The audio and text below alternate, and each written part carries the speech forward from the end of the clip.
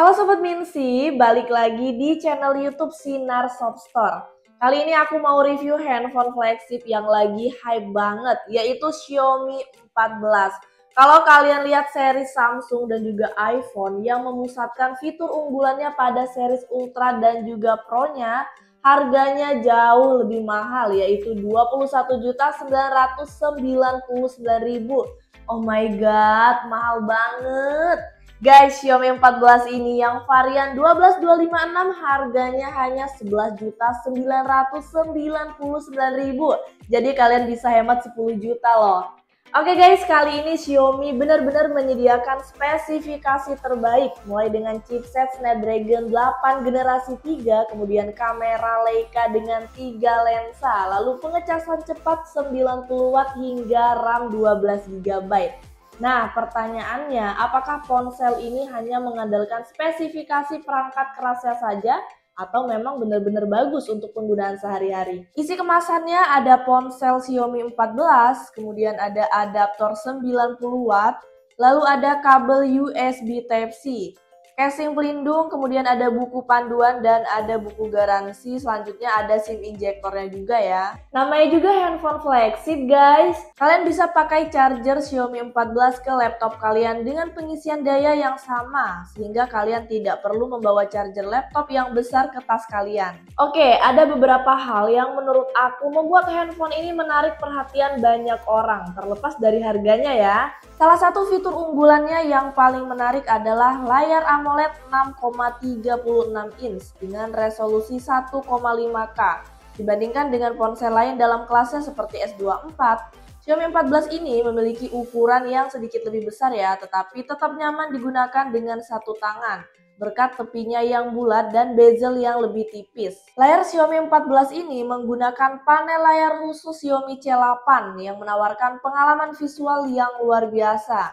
Dengan layar 12 bit dan 68 miliar warna, kalian akan dibuat terpesona nih oleh kecerahan puncaknya yang mencapai 3000 nits.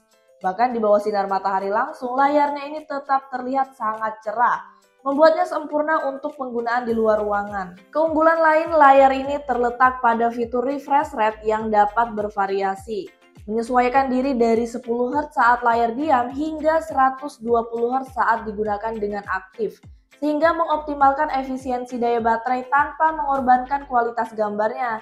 Selain itu, berbagai fitur premium seperti dukungan HDR10+, kemudian ada Dolby Vision dan Widevine L1 hadir untuk memberikan pengalaman menonton yang mendalam dan berkualitas tinggi. Namun perlu diingat bahwa layar C8 ini mungkin sedikit berkedip saat digunakan dalam kegelapan dengan kecerahan rendah ya, yang dapat menyebabkan ketegangan pada mata saat digunakan pada malam hari. Namun Xiaomi 14 ini telah memasukkan beberapa fitur perlindungan mata seperti sertifikasi TUV untuk emisi cahaya biru berkedip-kedip, menjadikannya jadi lebih eksklusif tentunya. Dan untuk desainnya yang menurut aku mungil, tipis, tapi nyaman banget ketika digenggam. Udah gitu, lengkungan di setiap sudut handphonenya tuh mulus banget lengkungannya. Dengan dimensi panjang tinggi 152,9 mm, lebarnya 71,5 mm, ketebalannya 8,20 mm, dan beratnya 193 gram. Sayangnya Xiaomi 14 ini memiliki akhiran bodi yang glossy sehingga terasa licin ya ketika digenggam. Selain itu, bodinya juga lebih mudah menimbulkan noda sidik jari. Salah satu cara untuk mengatasi hal ini adalah dengan menggunakan case sekaligus sebagai perlindungannya. Tapi untuk frame-nya ini sudah menggunakan material metal aluminium sehingga terlihat lebih kokoh dan juga lebih mengkilap. Di sisi lain, Xiaomi 14 ini masih menggunakan sertifikasi sama ya dengan generasi sebelumnya yaitu IP68. Tidak perlu khawatir lagi jika terkena hujan ataupun terjebur ke dalam air.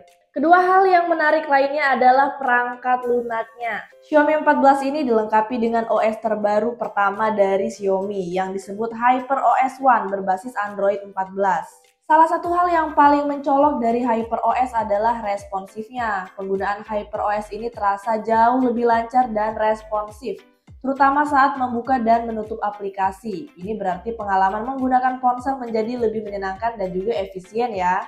Tidak hanya itu, HyperOS juga lebih ringan jika dibandingkan dengan versi MIUI sebelumnya. Banyak bug yang telah diperbaiki sehingga kalian dapat menikmati penggunaan ponsel yang lebih stabil dan juga tanpa masalah. Satu perbaikan yang aku sukai adalah bayangan notifikasi yang sekarang tampak transparan di aplikasi video utama, memberikan sentuhan kecil namun berarti pada pengalaman pengguna, menambahkan sedikit kecerahan pada tampilannya. Xiaomi juga berjanji untuk memberikan dukungan pembaruan Android selama 4 tahun dan pembaruan keamanan selama 5 tahun, yang menjamin bahwa Xiaomi 14 ini akan tetap relevan dan tetap aman dalam jangka waktu yang lama. Dan sekarang di handphone Xiaomi sudah bisa langsung uninstall aplikasi bawaan yang kita tidak perlukan. Bukan hanya itu, Xiaomi 14 series ini sama-sama ditenagai oleh chipset tangguh dari Qualcomm, yaitu Snapdragon 8 Gen 3 dengan RAM LPDDR5X dengan kecepatan transfer data hingga 8533 Mbps. Sedangkan memori internalnya berjenis UFS 4.0 dengan kecepatan baca hingga 4,0 GB per second. Untuk skor AnTuTu-nya sebesar 1.936.872. Ketika aku main Mobile Legends dengan frame rate tinggi dan grafis ultra, untuk grafiknya gambarnya enak banget di mata. Suhunya pun gak panas, normal-normal aja ya. Dan nyaman banget saat aku mainin, sesuai dengan harapan para gamers. Dan aku coba juga main game yang lebih berat, yaitu Genshin Impact. Oh ya, pas aku udah download dan mengunduh datanya sekitar 4 jaman, handphonenya tuh panas banget. Tapi pas aku mainin suhunya masih terbilang normal dan kualitas grafiknya bisa sampai custom di 60 fps dengan kualitas gambar game yang bagus banget. Aku jadi ngerasa puas banget main gamenya lama-lama, enak gitu di mata. Untuk baterainya sendiri sudah berkapasitas 4610 mAh. Meskipun kapasitasnya kecil, Xiaomi 14 ini menawarkan ketahanan baterai yang sudah sangat baik ya. Hal ini disebabkan oleh beberapa faktor, seperti penggunaan HyperOS, Snapdragon 8 Gen 3, dan panel jenis LTPO yang digunakan. Berdasarkan pengujian, Xiaomi 14 ini mampu memberikan penggunaan aktif hingga 13 jam 56 menit. Selain itu, ponsel ini dapat bertahan hingga 28 jam 59 menit untuk menelpon, 17 jam 44 menit untuk menonton video, 13 jam 24 menit untuk browsing, dan 7 jam 49 menit untuk bermain game. Ketiga yang terbaik dari semuanya adalah kamera ponselnya, karena pengaturan 3 kamera Leica Optics generasi berikutnya pada Xiaomi 14 menggunakan lensa Leica Summilux 50 megapiksel. Lensa utama adalah lensa aperture 23mm f/1.6, kemudian lensa telefoto adalah lensa aperture 75mm f/2.0, dan lensa ultrawide memiliki panjang fokus 14mm dengan lensa aperture f/2.2, sedangkan kamera selfie-nya beresolusi 32 megapiksel. Yang belum terlalu familiar, lensa Leica Summilux ini dikenal dengan kualitas optik yang sangat tinggi dan tentunya nilai aperture ini mengacu pada bukaan lensa. Dengan angka yang lebih rendah menunjukkan bahwa lebih banyaknya cahaya yang masuk ke lensa. Sekarang mari kita mulai dengan mode megapiksel tinggi. Karena semua lensa memiliki resolusi 50 megapiksel, maka kalian akan mendapatkan resolusi tinggi foto untuk semua panjang fokus yang memberikan keserbagunaan tertinggi dalam postingan, berdasarkan panjang fokus tepat yang kalian pilih. Sedangkan untuk kamera utama menghadirkan kualitas gambar kelas unggulan di siang hari. Kamera utama ini memiliki segalanya. Ketajaman, detail halus, rentang dinamis lebar, reproduksi warna akurat, dan performa luar dan juga dalam ruangan yang konsisten. Dan sedikit informasi, untuk setiap mode pengambilan foto, ukuran filenya rata-rata 15-20 MB yang memiliki keseimbangan antara ukuran gambar dan juga kualitas gambar secara keseluruhan. Sedangkan untuk lensa ultrawide, aku udah bilang ya sebelumnya, dan sekarang aku bilang sekali lagi bahwa lensa ultrawide pada handphone flagship Xiaomi ini selalu menjadi salah satu favorit aku. Dan bidikan 14mm ini memiliki panjang fokus yang sempurna untuk memberi kalian perspektif ultrawide yang bagus tanpa barel distorsi. Dan yang lebih cantiknya lagi adalah lensa ini tajam dari ujung ke ujung, yang dimana beberapa smartphone cenderung kehilangan detail di bagian tepinya. Kemudian untuk foto-foto ini diambil tanpa usaha apapun untuk mendapatkan gambar yang terbaik. Aku hanya mengeluarkan handphone, kemudian mengambil gambar, dan hanya itu saja ya. Tidak perlu penyesuaian atau menyentuh layar. Xiaomi 14 ini akan langsung fokus secara otomatis. Dan ada juga peningkatan signifikan pada tombol shutter kamera jika dibandingkan dengan Xiaomi 13 yang sebelumnya. Dan disinilah Xiaomi dengan cerdik memberikan panjang fokus terbaik yaitu 23 mm. Agar gambarnya tidak terlalu banyak diperbesar dan juga memiliki jumlah kelebaran yang pas pada foto. Dan bahkan pada aperture f/1.6, foto tetap tajam berkat resolusi tinggi yaitu 50 megapiksel dan juga kemampuan menangkap detail yang luar biasa dari berbagai sudut pandang tentunya. Rentang dinamisnya juga sangat baik. Kalian juga dapat melihat dalam foto-foto ini nih, mulai dari perbedaan bayangan pepohonan hingga langit yang terang terpapar. Setiap detailnya terlihat dengan saturasi yang sesuai. Berbicara tentang saturasi, seperti yang disebutkan dalam video, kesan pertama aku Leica Authentic dan Leica Vibrant ini juga hadir pada Xiaomi 14. Dan semua gambar yang diambil dalam video ini akan didasarkan pada Leica Vibrant, karena aku lebih suka opsi khusus yang ini ya. Beralih ke lensa telefoto, salah satu hal utama yang aku perhatikan dibandingkan dengan smartphone lainnya adalah konsistensi warna di setiap lensa. Dan sangat menyenangkan mengetahui bahwa Xiaomi 14 ini seperti yang terlihat dalam bidikan ini.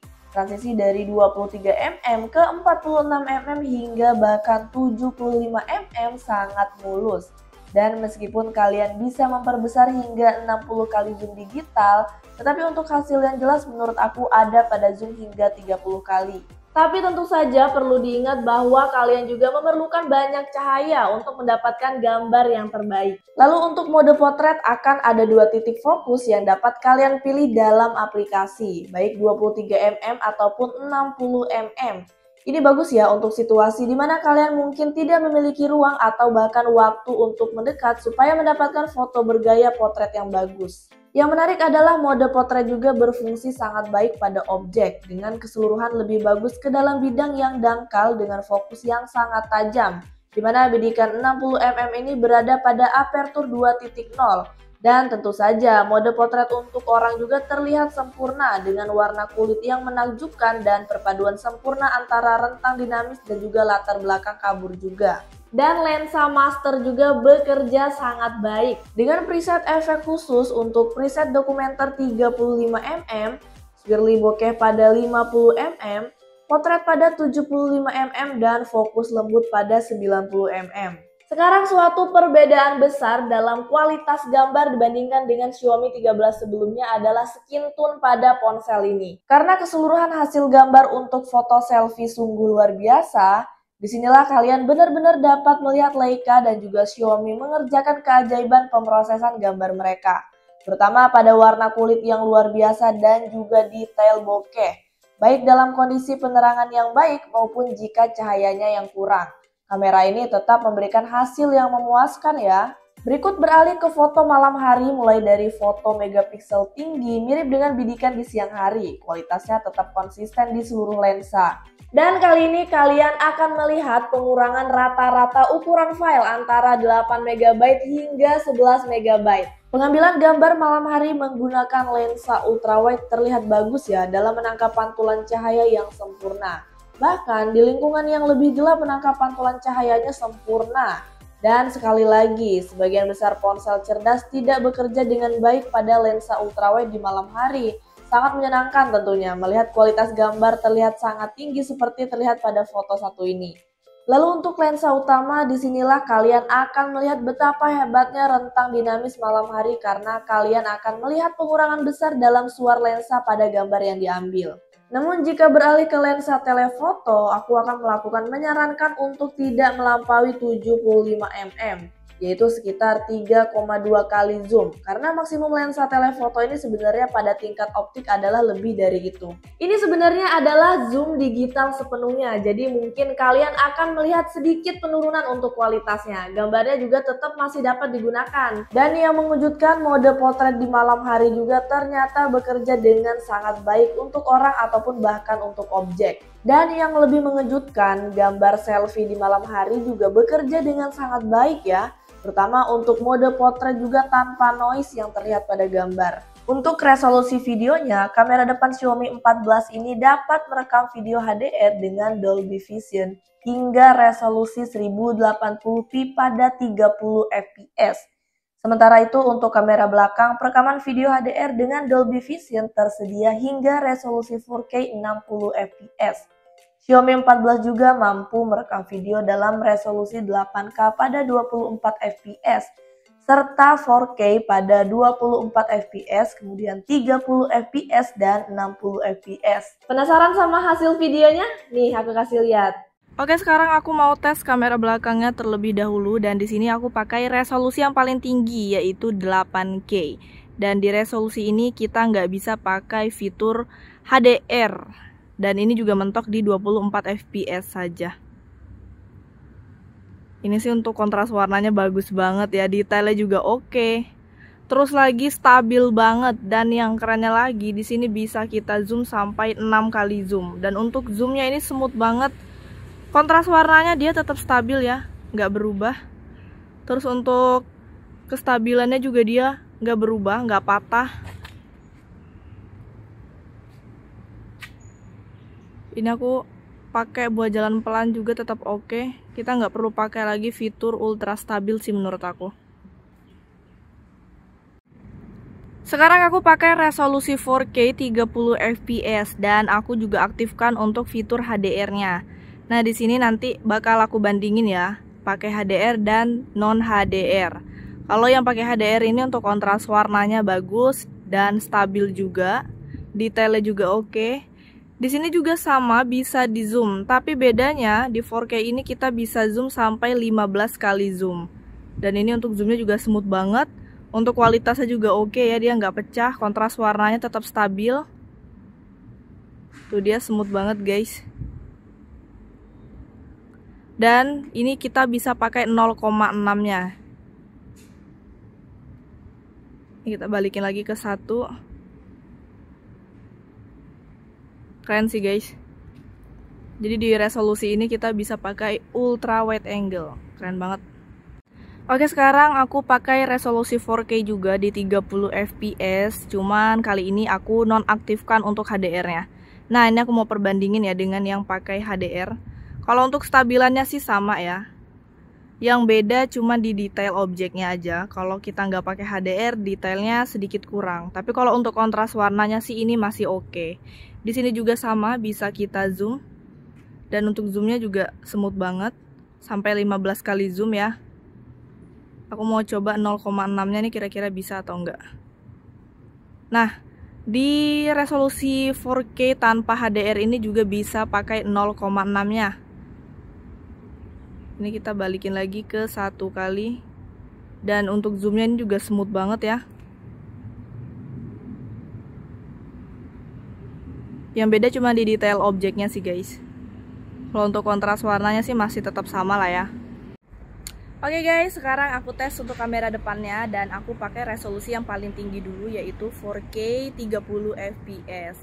Untuk kamera depan ini belum bisa pakai 8K ya. Dan tapi ini kualitasnya sih nggak kalah oke sih dengan kamera belakangnya. Untuk resolusi 4K-nya, untuk kontras warnanya bagus, terus untuk stabilannya juga oke. Kalau dari bawah seperti ini,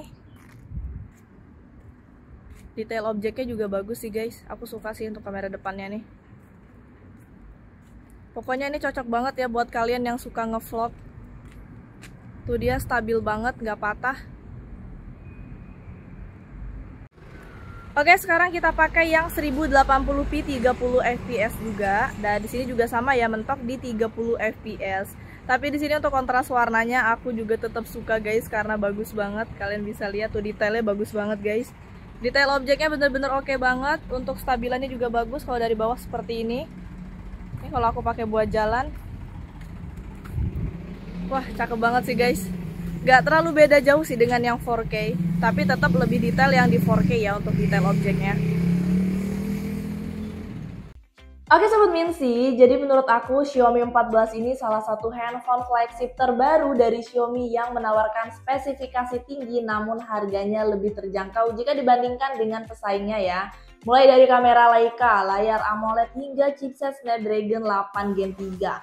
Walaupun desainnya ini cemerlang dan memiliki performa kamera yang luar biasa, namun ada beberapa kekurangan, yaitu akhiran bodi yang licin, kemudian ukuran file yang besar bisa dipertimbangkan. Namun dengan ketahanan baterai yang baik dan juga perangkat lunak responsif dan perekaman video yang canggih, Xiaomi 14 ini tetap menjadi pilihan yang menarik. Tapi ada satu lagi nih kekurangannya, dengan harga 11 jutaan, internalnya hanya 256 GB dan gak ada slot buat kartu memori. Tapi semuanya balik lagi sih ke selera masing-masing. Oke deh, terima kasih yang udah nonton. Buat yang minat dengan handphone ini langsung aja cek link yang ada di bawah. Jangan lupa like, comment, dan juga subscribe. See you on next video. Bye-bye!